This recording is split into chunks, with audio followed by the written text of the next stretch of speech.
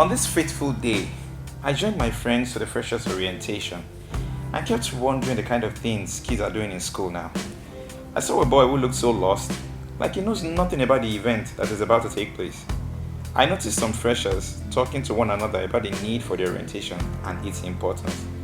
But then I noticed a girl who sat alone, minding no one but herself. Who's she, I thought? She sat there looking all small and cute.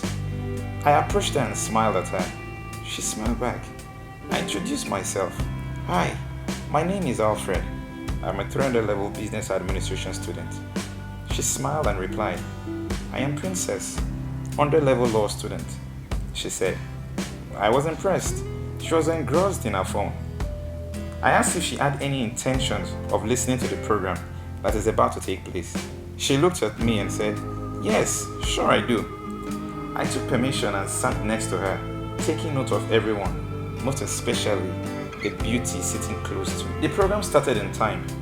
She looked at me and said, I thought you said you're a 300 level student. Then what are you doing here? Don't you have something else to do? I laughed and told her I was the president of my department and I was obliged to be there. Soon the orientation was over and I was about leaving when she called me. Alfred, can I have your number? I'll really appreciate it if we become friends. I haven't got anyone to talk to and I find it hard making friends. I became delighted knowing this could be it. I can get to know her and spend time with her. During the evening hours of the day, she called and asked if we could see. I said yes. We met and talked about lectures and how tedious 100 level is. She kept talking and talking. I listened and gave advice. And then she said she wants to leave. I walked out to her hostel and said goodbye. I liked how she smiled, how she spoke so fluent and sweet. Her lips, small and cute. She looked like a rose flower, light-skinned with a beautiful dimple seated right on her lovely cheek. Her legs full and straight. A petite lady, one might say, but a beautiful petite. I smiled as I thought of her. 4 months down the line, she wrote her first exams while I wrote mine too. Our friendship had gotten deep. I knew everything about her, her family, and even her friends back home knew me.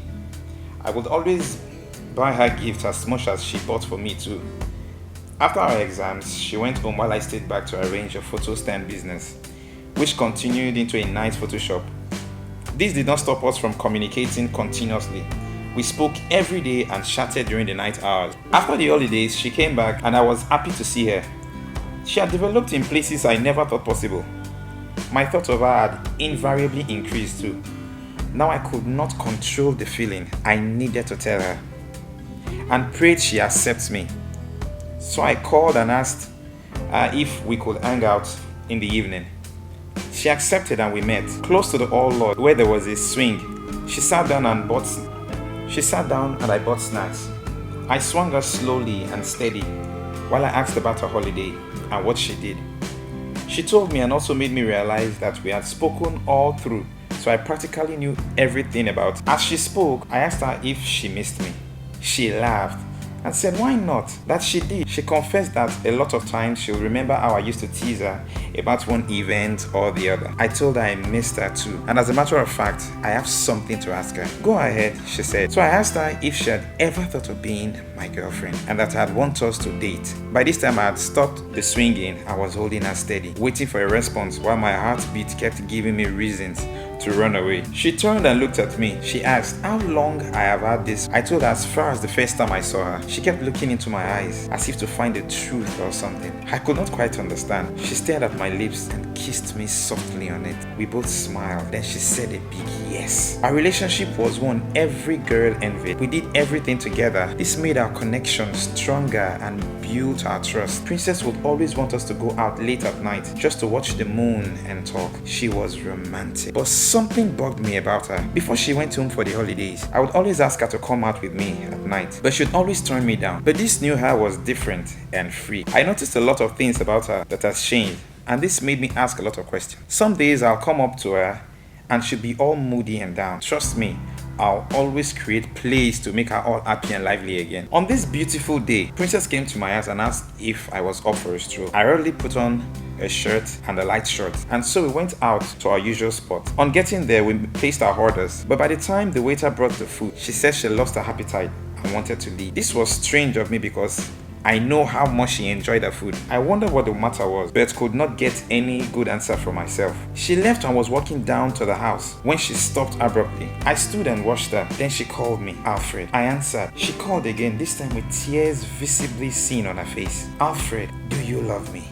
She asked. I was surprised to hear this. I told her I love her so much. I used the opportunity to ask her what was wrong. I need to know what the matter is, I said. She looked into my eyes. Nothing is wrong, Alfred. I just needed to hear you say it. I walked her down to the hostel and kissed her goodnight. The next day, I received a call from the Student Affairs Division. When I got there, I saw a mom and dad seated with the Dean of Student Affairs. They asked me to sit down. I did. I kept wondering what the problem was. Finally, the Dean spoke up. Mr. Alfred, can you please tell us your relationship with Miss Princess Akin? I kept mute and stared at the ceiling. Young man, you are being asked a question. He looked at them. Something seemed so wrong and off. Her mom looked worried and teary. Her dad held her close and kept whispering words into her ears. Sir, I began. She's my girlfriend. I mustered the courage to say. And when last did you see her? He asked. I said, last night. We hung out. Then I walked her to her hostel. At this point, the mom started crying. I became uneasy. What is actually wrong? This time I spoke out. What's wrong with her? Is she healed? The dean had to ask the dad to take the mom outside to reduce the emotions running wild in the office. This confused me the more. What happened?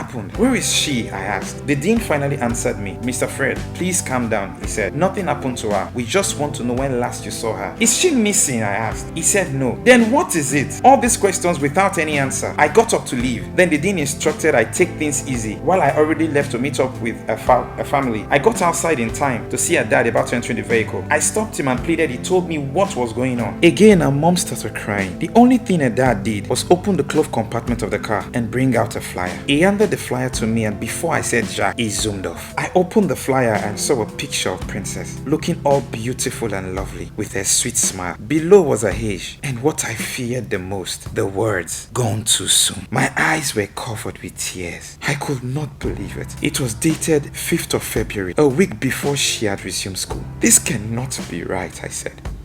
How possible can this be? I later found out she died in an accident a week before she was to resume back to school. It's been 4 years now without Princess, and I wish she was still here.